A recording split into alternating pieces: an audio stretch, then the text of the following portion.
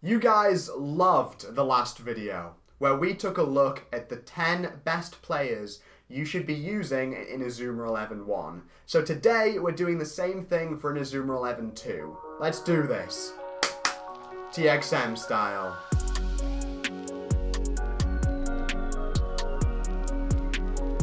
What's up everyone, and welcome to another video. Today, we are continuing our series of looking at the best players you should be using in your Inazuma 11 games. This is Inazuma 11-2, arguably the best of the original series if you want to be annoying, and by annoying I mean me. And we're going to be doing the same thing, where we take a look at the best players you guys should be using, courtesy of ShadowAK, whose links will be in the description. Now, Shadow suggested this idea to me of splitting these videos into two-parters now, because as we get more into the games, we're going to get more and more in depth, and there's going to be a lot more options to consider. Hence why this is the 5 best players, 5 approximately, players you should be using in Inazuma 11-2's main story. The post-game will be a different video coming next week. So without further ado, let's jump right into it.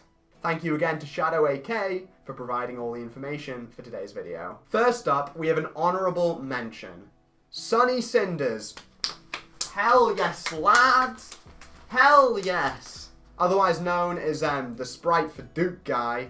Beautiful man. He gets Flame Dance and Heat Tackle, which are both good moves, a good dribble, good block. He does have low TP though, but he is Duke guy, so lol. Now onto the actual list. Number 5 is Eugene Conwell, a story required scout that you have to actually get in the game to proceed in Nara. And he is heel kick. And that's really all he has. But in Inazuma 11-2 you're running a very defensive team. And so having an extra striker who is a pretty alright shot, not a great one, but an alright one, can definitely help, especially when you're S-ranking teams. Now remember that, you know, a lot of the best moves you have with your shooters, like Sean Frost for instance, or Jude, these are very expensive moves. Heel kick is cheap.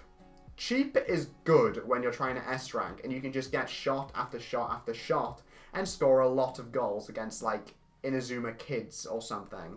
So when you're looking for those S ranks, Eugene Conwell is definitely your lad. And also during just the random story stuff, I guess. Cool guy. You can also get him really early, so that's definitely appreciated. Number 4, it's Miscellaneous Scout time. Let's talk about Miscellaneous Scouts, who all serve similar kind of purposes. We're going to go through them all in little groups, so let's just jump right into it. We have Bolt Decker, Guy Kogan, Rowan Betska, and Matt Hallard as our first little group. They are a group because they all learn Double Cyclone, which is really cool. They have fast level up rates, some other good blocking moves, and you can get them all generally really early on. Except for Betska, who you get a tad later on, but same group, slap them in the same group. Dan Dandy has big moves, and that just kind of makes him good. He also has Blade Attack, which is a pretty defensively solid move. And he may not get another move until level 44, but he does have fast level up rates, so it kind of in some way balances itself out. Also, his Blade Attack is boosted by big moves, so that should answer enough of your questions. Beaufort is the definition of use him for the story, not for the post-game, but he does get Cyclone, Spinning Cut, and Illusion Ball, and that is a very strong move pool if I've ever seen one before. Or at least a very good move pool. It's not like a great one, it's a good one. You know what I mean? It's a good move. Use him. It's a good move pool.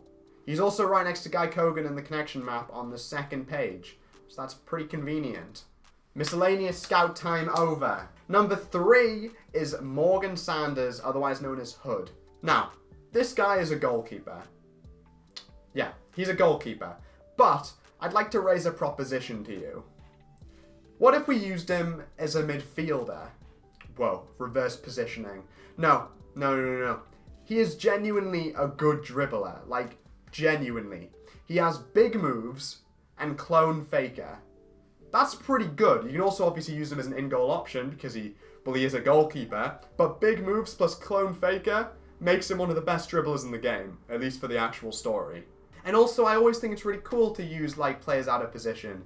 So using a goalkeeper as a midfielder just sounds like a really cool idea. I might do that in my Crossfire Let's Play, actually. Who needs Sean Frost? Good question. The answer is not me. Because number 2, Diam, does a similar thing without needing those alter egos or story progression. Diam, you can get obviously the same chapter as you can get Scotty Banyan, so that's pretty early on because he's from Gemini Storm. And he has really good stats. He gets Astro Break, Warp Drive, and Asteroid Belt, which by the way are all really cheap in this game because of obviously like the alias and TPs are really like low and cheap. They're all stab on him, which means they're the same element as him, so they get added powers to them. Added powers, added boosts. They're stronger. He may not level up fast, his TP may not be great, but overall, he's very strong and he can do a lot. So you can really use him wherever the hell you want to use him. And he gets Cosmic Blast at level 39, which is very, very good. So yeah, this guy's pretty good. Would recommend him. He's a lot better than Janus, which I feel like is the option most people would go for, because Janus doesn't have Asteroid Belt, and you kind of want to have an extra blocking move on top of the Warp Drive and Astro Break. And finally, we reach number 1, where we get the opportunity to talk about a very good skill in Inazuma 11 2. Charm Up. You may be thinking, Charm Up? That's not called big moves. What's the point? Well, the point is as follows. How many female characters are there in Inazuma 11 2? Decent amount. How many male characters are there? A lot more. So Charm Up, which is a skill that increases the power of your whatevers, your special moves, or just any kind of command duel, against male characters, is going to be pretty good.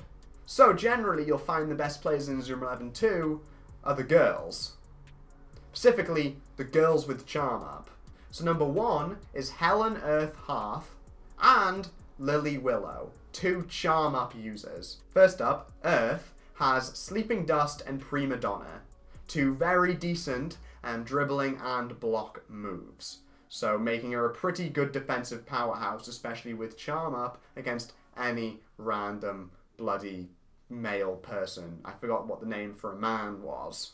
And Lily Willow, who serves as this game's David Samford. You have a really good shooting move in Butterfly Trance, and a decent dribble to go along with it, plus Charm Up, which means that Butterfly Trance is even stronger against goalkeepers, because basically every goalkeeper's male, and Charm Up increases her Butterfly Trance against males, making it one of the strongest shots in the game.